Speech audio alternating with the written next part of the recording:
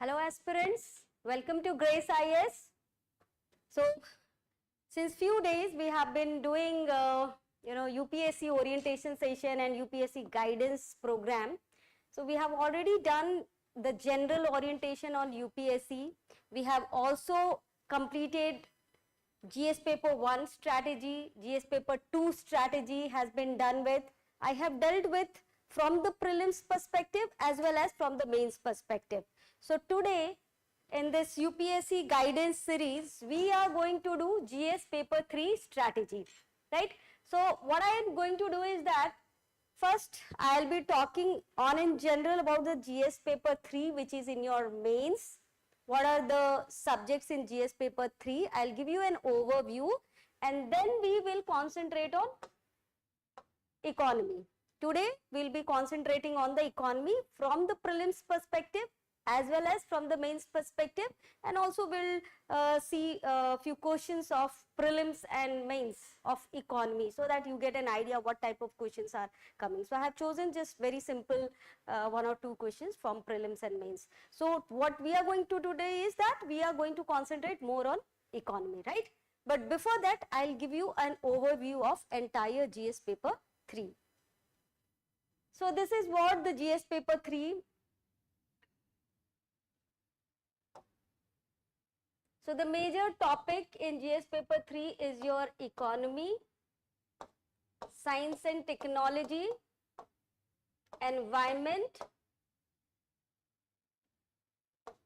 disaster management and security. So these are the main topics under GS paper 3: economy, science and technology, environment, disaster management and security, right? Economy, science and technology, environment, disaster management, security. So total 5 topics are there. So this is what is your science and tech, economy. This club together will be in the environment section, security and disaster management. So I hope you got an idea. So majorly 5 topics are there in GS paper 3: economy, science and technology, environment, disaster management and security. So let's look into the syllabus. First I'll give you an overview of the syllabus. So this is what under economy. Economy anyway will be dealing from the prelims perspective as well as from the mains perspective in more detail in the today's class. So this is what the syllabus for your economy, Indian economy, topic from inclusive growth, government budgeting, major crops, and then issues related to direct, indirect farm subsidies, PDS and all, food processing, land reforms, liberalization, privatization and globalization and its impact on industries, infrastructure, investment models.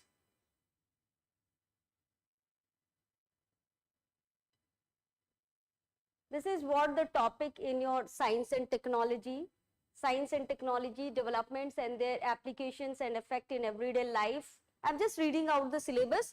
I'll be explaining each part of the syllabus in detail. So today, as we have already said that we will be focusing on economy, but before that I am giving you an overview, right? Achievements of Indians in science and technology, indigenization of technology, developing new technology, awareness in the field of IT, space, computer, robotics, biotechnologies, intellectual property rights. Then environment, this is what you will be getting the questions from: conservation, environmental pollution, environment impact assessment, and then disaster and disaster management, various types of disasters, and then managing those disasters. Linkages between development and spread of extremism, that's under the security topic. Role of external state, non-state actors in creating challenges in internal security.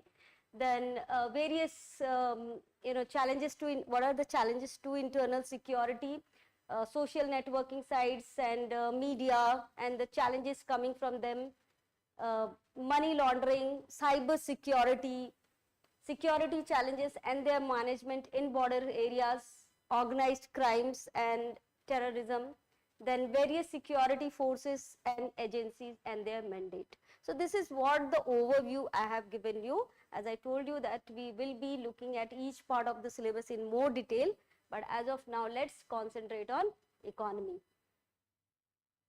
So this is, see, economy is a very, very important topic under GS paper 3. When you look at the distribution of the marks, you will come to know. So you see, these are the distributions of the mains marks in the GS paper 3. So you can look on the screen and you can see that economy has been given the maximum weightage, isn't it? 100, 100 and 110. So in these many years, we have seen in the past 3 years, we have taken the data. So somewhere around 100 marks. So out of 250 marks, you know that GS paper 3, each paper is 250 marks, isn't it? 250 marks each paper of your general studies. There are 4 GS paper and each paper carrying 250 marks. So in GS paper 3, out of 250, economy alone is having, you know, 100 marks around, isn't it? 100, 110 marks. Then science and technology, you look at the weightage 35, 35 and 30. In these 3 years, we have taken the data. Then environment, you can see it has, in 2023, they had asked more number of questions from environment. So it was around 55. So it may vary somewhere from, you know, 20 to 50 marks in environment, 20 to 50 marks in environment. But economy, you can see it is somewhere 100, 110, isn't it? So maximum weightage is given to economy section. And then science and technology, you can say 30 to 35 marks, isn't it? From these 3 years, we can see 30 to 35 marks. Environment, 20 marks, and then it can go to 50, 55 as well. Disaster management, also it has varied a lot, isn't it? You see, in 2024, they had asked lot number of questions from the disaster management, around 45 marks. And then previous year, you can see they have been asking quite less questions, so the weightage was less. So this is how you can, you know, prepare. What we have seen, the economy is consistently very high, but I'm not saying that you shouldn't prepare. You should prepare adequately. Adequate preparation should be given to each and every section of your syllabus. Don't miss out anything. Security also, you see, good weightage is there. So this year they had asked bit less, but then it's 50 to 55 marks they have already asked in the previous year, isn't it? So roughly you can get an idea from this weightage distributions of mark, that how much weightage is given to each subjects, right? So now let's look into the, we'll look into the detailed syllabus of economy, and then we'll look into the distributions of marks in prelims and mains, and then few questions I'll be taking from prelims and mains of economy. So today's session is concentrated on economy. So look at the screen, the syllabus of economy. So when you look at the syllabus of economy in prelims, they have given a very brief syllabus, 1-line syllabus. You will not be able to understand exactly what type of questions would be coming. But the main syllabus is very, very exhaustive, and kind of a more detailed syllabus is given, so you can understand that what you are actually supposed to study. And as I have already mentioned many a time, that there are a lot of overlapping between prelims and mains in terms of topic. Almost same topic is coming in prelims and mains, right? So that is what you prepare from the prelims perspective as well as from the mains perspective. So Indian economy, issues relating to planning, mobilizations of resources. So you know that before Niti Aayog came into being, we had a planning commissions, and then we had various plans, total 12 plan we have already made it. So it was basically how to give shape to the Indian economy. 5-year plans were being made. So that's what you have to study about, and then how the resources are being mobilized, savings, investments and all, the growth development, issues related to employment, And also you have to understand the concepts relating to employment, the various types of employment, unemployment, the reasons and all. Then inclusive growth, what do you mean by inclusive growth? Issues arising from it, because you know that the growth is taking place in India, but whether it is inclusive, whether the fruits of development is getting percolated to the every section of society or not, that's what you will be studying under inclusive growth. Government budgeting, now again budgeting is an extremely important part of the financial management, isn't it? So it is through the budget we manage the government manages the financial the finances of the nation. So that's what the government budgeting, that's very important again. uh, Various types of budgets and how the budgeting is being done, and more importantly, what are the various schemes, policies being announced in the budgets, which sector more allocations, and all those kind of topic you will be studying under budgeting. Major crops, see in the Indian economy, if I have to kind of give you the distributions, how the distributions is being taken. So one is the core concept, and then core concept of economy, like in employment, unemployment, growth, all those kind of inflation, deflation, those are related to the core concept of economy.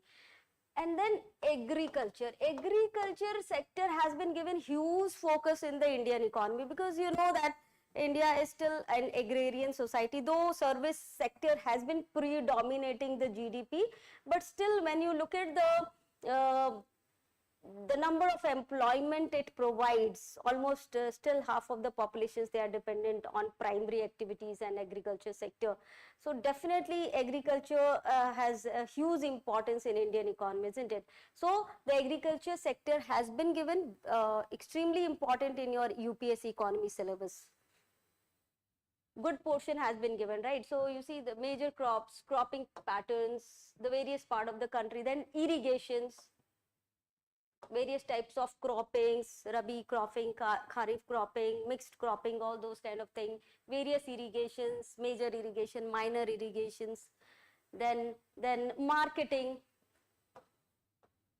agriculture marketing, then technology, how technology can aid the farmers, like sprinklers, you have, right, sprinklers, irrigations, and through satellites and all the informations, Krishi Darshan, Krishi Vigyan, all kind of things, lab testing in terms of soils, micronutrients of the soils, all these topics will be coming under your technology in the aid of farmers.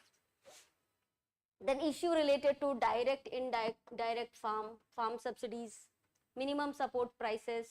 So as of now, you may not be knowing most of the terms, but as you start studying, you will become familiar with all those topics. PDS, public distribution system, buffer stocks, food security, and then animal rearing, which is part of your primary sector. That is what you will be studying under these topics, right? I hope I am making sense to all of you. You are able to understand. I am basically explaining the syllabus. Food processing. So, you know, a lot of foods get wasted because particularly those perishable items, because of so many reasons, because of lack of storage and all. And if we can process those food and improve the shelf life, definitely it's going to benefit the farmers as well as the consumer, right? So those food processing related industries in India's locations, where are they being location, upstream, downstream requirements, supply chain management, those you'll be studying. Then land reforms in India, how the land reforms in India has been done, the Jamindari abolitions and Land Ceiling Act, Teenage reforms, all those things you'll be studying under the land reforms. Then, yeah, so these were the portions of, so these were the portions for your agriculture. And then from here,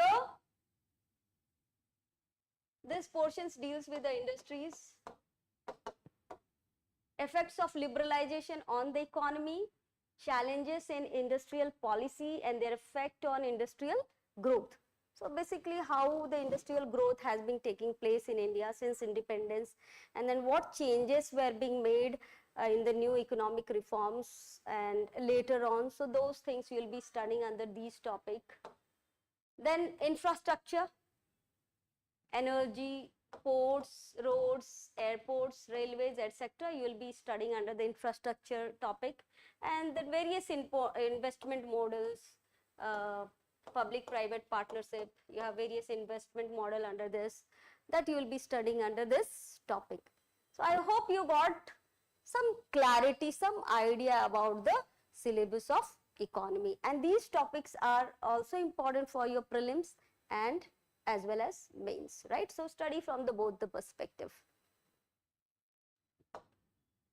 So look at the distribution of the marks in prelims. You know, out of 100 questions,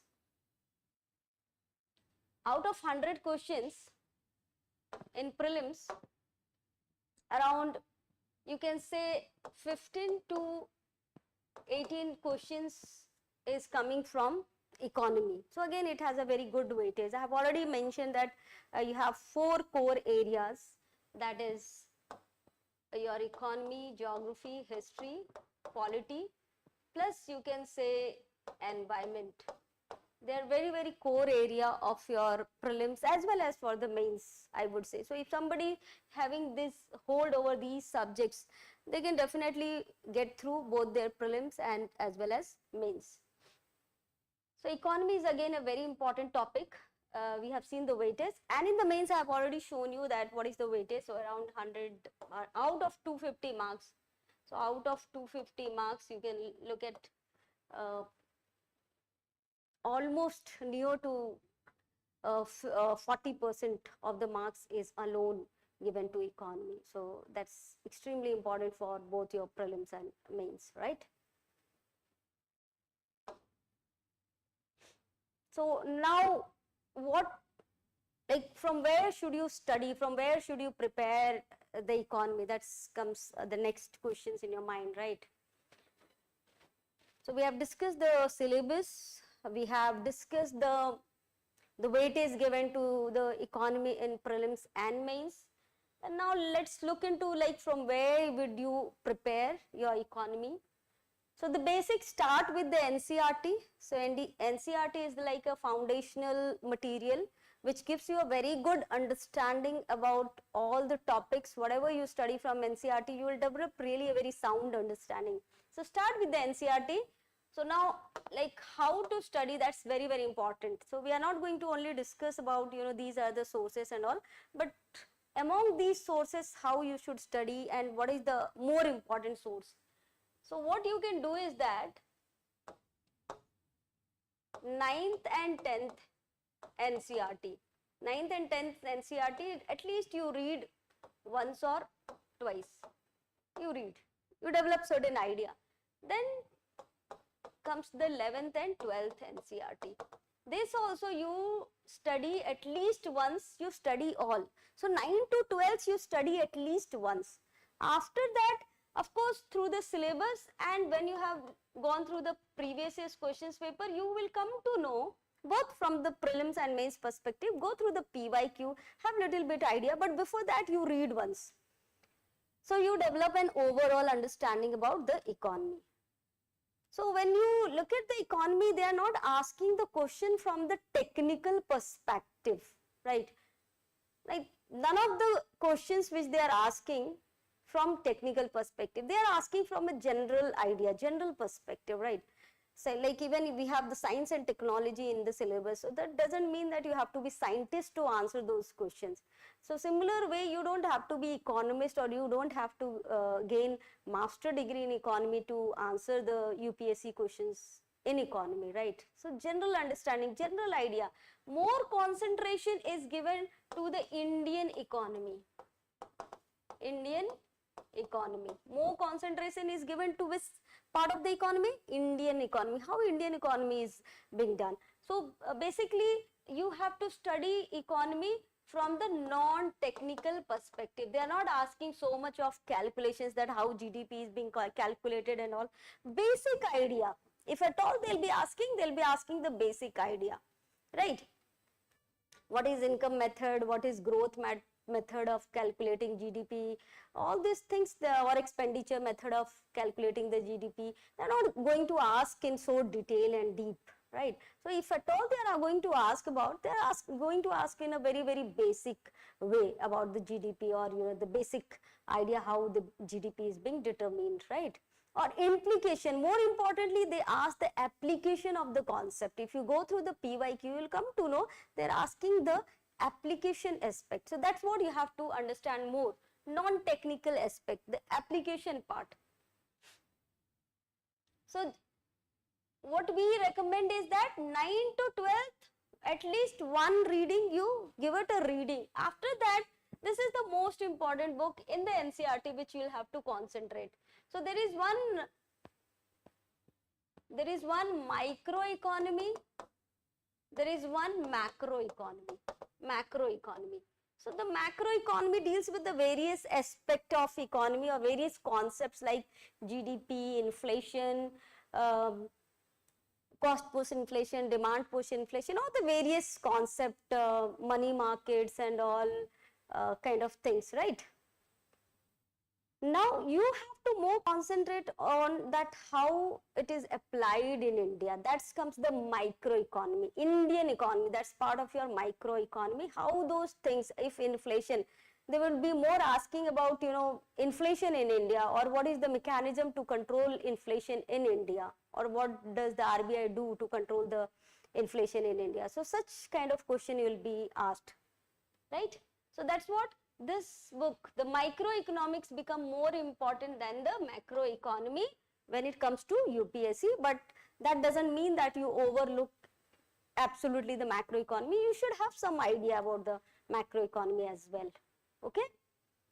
But more questions coming from microeconomy, that too, that is Indian economy, the micro aspect, right? The application of economy, basically, the application of economy, Indian economy. So 11th class Indian economic development, that's the most important book. You may have to refer it more number of times. You may have to revise because the questions are coming from that directly. Apart from that, the reference book, you can refer either of that one book.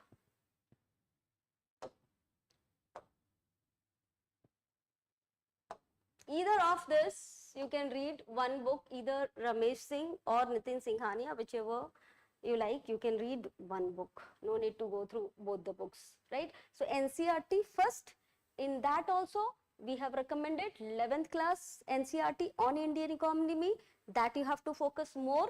And then Ramesh Singh or Nitin Singhania, choose any one of them. You read, go through that. Again, match the syllabus, and according to the syllabus and according to the PYQ, you study.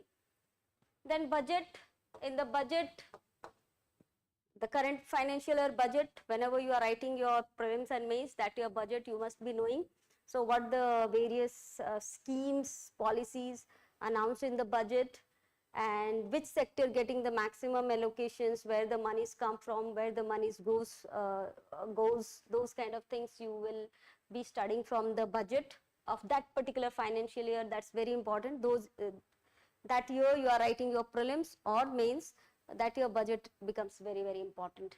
Economy survey, basically it is the survey of the Indian economy of that particular financial year and how the economy has performed. That's very important.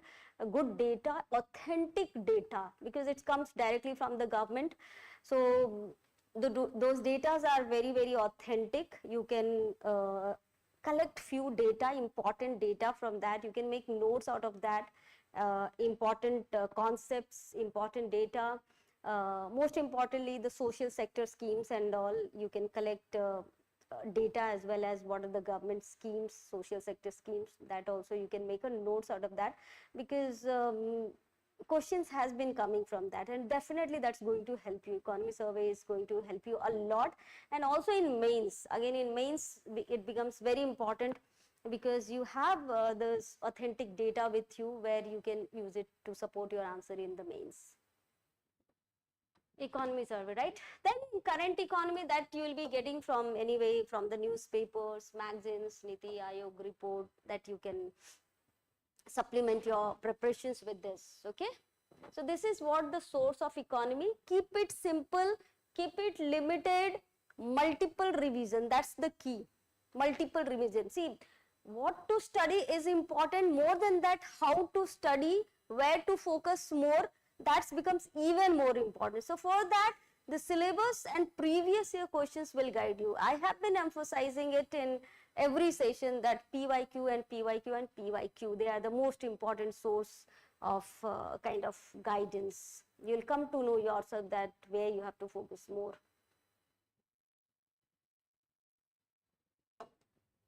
So we have done the syllabus. We have done also, we have seen the weightage of the questions in prelims and mains. We have seen the sources from where you have to study. So now let's look into the few questions. I have taken very simple question, so that to show you that what type of questions are coming. When you go through the previous paper, you will come to know there are various types of questions. But I have chosen just one question here, prelims 2024, just to show you. So this is in India, which of the following can trade in corporate bonds and government securities? So I think if you know the concept of corporate bonds and government security, you will be able to mark these questions easily. So basically it's all about, you know, investment. So who can invest in the corporate bonds and government securities? Insurance companies, pension funds, retail investors. So you just, if you have little bit of idea about the investment and all, you will come to know that, you know, insurance companies, obviously they invest in these corporate bonds and government securities to meet their liabilities, both pension funds and insurance companies. They go for investment. They collect it from the people and then they invest it, and whenever they have to meet the liabilities, that the investment or the return on investment, that will help them to meet their liabilities. Same way retail investors, they can invest both in, you know, the government securities as well as corporate bond through a stock exchange and through mutual funds, they can easily, you know, invest. So from this, if you have little bit of idea, I think this question is simple and easy. If you just a little bit relate also, you'll be able to answer this. So select the correct answer using the code given below. 1 and 2 only, 2 and 3 only, 1 and 3 only, 1, 2, 3. So from this discussions, what we can come to a conclusion that all the three, isn't it? Insurance company, they do invest in corporate bonds and government securities. Pension funds also invest, and as well as a retail or individual investors, even they can invest, right? So answer is your 3. That is 1, 2, 3. Option D. Option D is correct, right?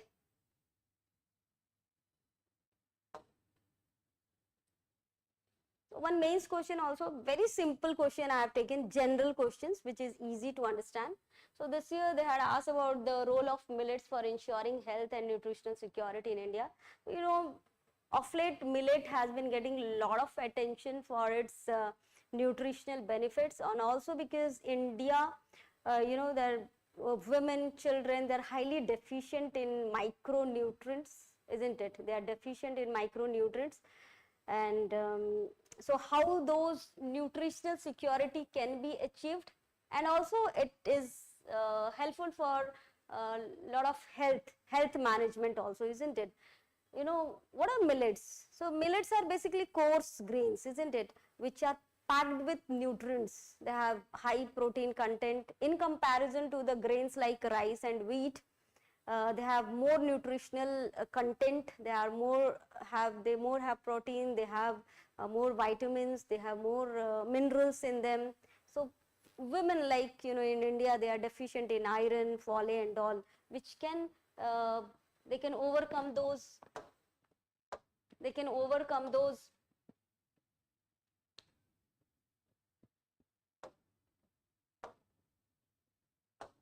So they can overcome those, right?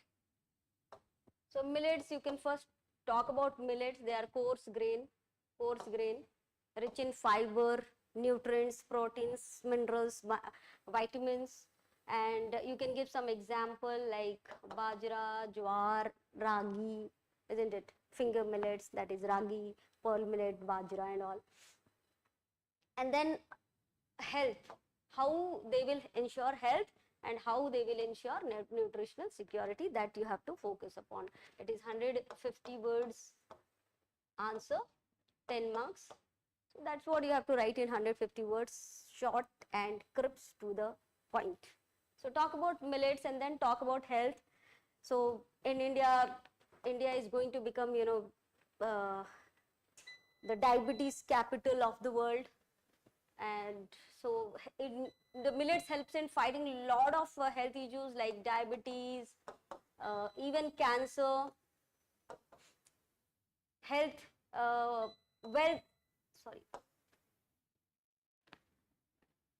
weight management, obesity and all, right? So these are the health issues, mostly non-communicable disease, particularly issues like diabetes, blood pressures, even cancer, weight management, all this we can deal with millets. So they are highly nutritious and it has more huge health benefits. Apart from nutritional security, I just talked about that in India, the children's, they are nutrient deficient, they are stunted in their height and weight. Women, most of the women, they are anemic, adolescents, girls, they are anemic. So in this way, the millets can help them in managing their health as well as maintaining the nutritional security of the country. So this is what you can discuss in this mains answer, right? So I hope with this we have covered economy, we have done. So just let's have a recap. So we have done today the general studies, GS paper 3, an overview idea had given you, and then a distribution of mains marks. So in this you can see that economy has the highest weightage in the mains. Out of 250 marks, almost 110 marks. And then we have overly we have discussed about the syllabus of GS paper 3 with more concentration on economy, isn't it? And then we have also seen the weightage of marks of economy in prelims and in mains, right? Then sources of study, we have discussed about the sources of studies. And then we have looked into the prelims and mains questions. So with this, I would wind up the session. If you have any doubt, you can reach to us through the chat box or through your comment. We will resolve your doubt. All the best. Take care.